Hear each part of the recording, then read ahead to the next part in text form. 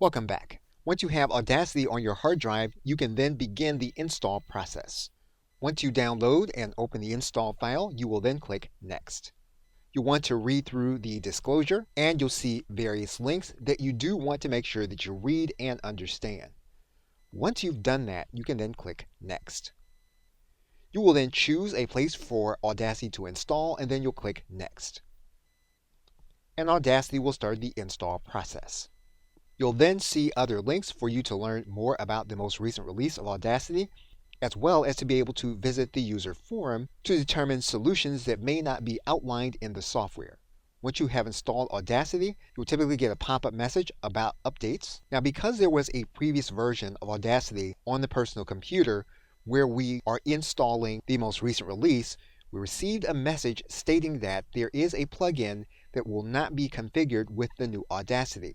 What we're going to need to do is to go to the Preferences area and the Libraries in order to reconfigure that plugin.